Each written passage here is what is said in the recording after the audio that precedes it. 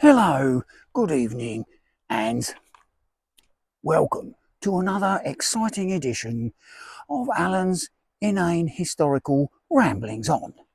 This time, let's turn this around.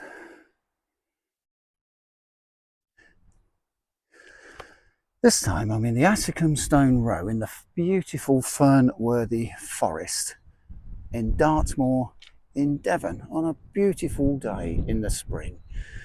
Now, this is a Bronze Age monument. Now, the Bronze Age was anywhere between 2500 BC to 700 BC, which basically led on to the Iron Age from 750 BC to 50 AD. Anyway, here we are at this Assycombe Stone Row. This is the start of it. This is the cairn.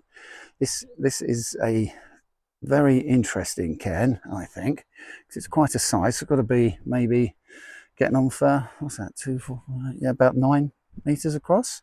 You can see the curbstones for the cairn there, going all the way round. Inside is a kist, which was clearly where somebody was, ashes, the remains were put, and that is it there. You can clearly see 2 stones at right angles. There's one there and another here.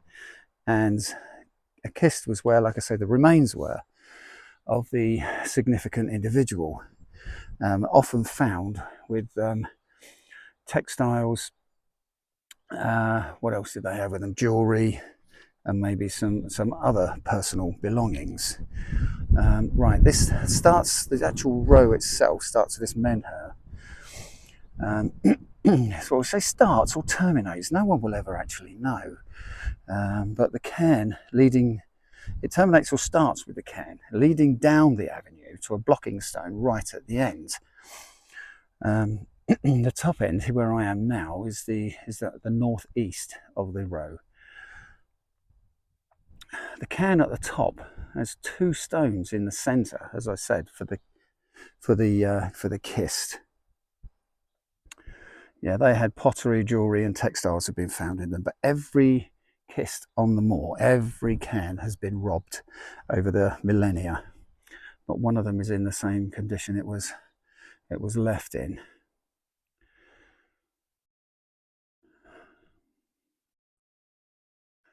Right, this stone, this large menhir, was re-erected by the Reverend S. Baring Gould in about 1894. I mean, the way I approached it, it runs down the hill on the right in a double stone road, which I think is still in remarkable condition. If I start walking down it, so I mean, there's still some fallen menhirs around here. So yeah, that was would have been quite an impressive entrance or exit to the cairn, I think, anyway. Yeah, that's for sure. In the restoration of the stones, it was found that there was a reeve that crosses it halfway along. Now, a reeve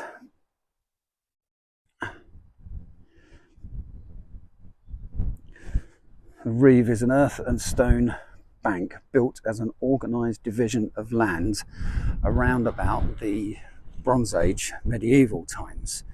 So, I mean, there's about, I counted, it's about 120 metres long, and I counted about 90 odd stones. I think probably is close to 120 stones on it. And the blocking stone right at the end, which is evident, I believe that was stood up by the Reverend S. Baring Gould in 1894 as well, along with a few other of these stones. This one I find really interesting because it's on such a steep hill. It really is. So let's just wander down. I'll be quiet for a minute. Or should I? Well, I'll just say this. The Bronze Age had, there was 2 phases. The earlier phase, 2500 to 1200 BC, and the later phase, 1200 to 700 BC. Before that was the Neolithic period, and that was 10,000 BC to 2200 BC, leading into the early Bronze Age. And the Neolithic period had these kind of things that I'm interested in were their burial chambers were like chambered tombs, which we now call dolmens, which were covered in earth, and such as Spinster's Rock up by Wooden Down on Dartmoor. You can see how wonderful this looks. This here, where the shadow of that tree is the reeve. Like I said, a Bronze Age to medieval division of land, and it comes right across the middle of the stone row. Obviously, there wasn't much veneration about them when they built the reeve.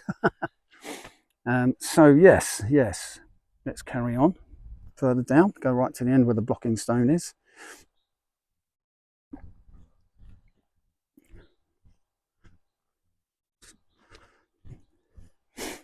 Now I have a little theory that these stone rows were to let the spirit from whoever was in the cairn, to let the spirit wander through and down, so they could kind of patrol their domain, I guess, still, or with the things that they've got left for them in their afterlife to help them forward on. And perhaps this was like an avenue to forward onto the afterlife. I mean, I've also noticed that a lot of these stone rows are approximately 100 to 120 metres long. I think there's a clear significance to the Bronze Age of this length with... So, what am I trying to say? Well, what that signifies, we will never know. But with so many stone rows at this length, there's clearly a correlation of all these stone rows, being as they're all similar in length. So that's what makes me think there's a correlation of them. Now, towards the end of this one, again, it's really... there's my glamorous assistant. So, I don't know, I wonder if she owns that house. I wonder if she'll let me in. I'll find out soon, won't we? So anyway, let's walk right to the end of this one.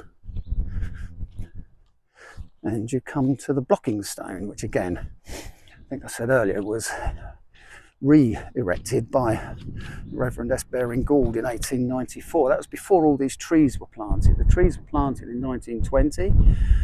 After the First World War, so all these are about 100 years old. So after the First World War, the government realised there wasn't enough trees left, enough wood in the country. So this was designated an area to plant trees. Anyway, coming up to here, there's coming up to here, there's a roundhouse. Now this roundhouse, I think, is to do with, obviously clearly to do with the stone row, but there was obviously still a lot of, the stone row itself was venerated still, because they didn't take any of the stones out to build the roundhouse. So it would have been interesting to see the place before they built it. And I sometimes think that this roundhouse was put here because they were guarding it, as if to say, you know, almost like a church over a graveyard. But what I like about them also is you can sit here, have your cup of tea in your backpack there, and you'll be having your cup of tea and lunching with the Bronze Age. So yeah, very interesting. And if that hasn't cured your insomnia today, then I don't know what will.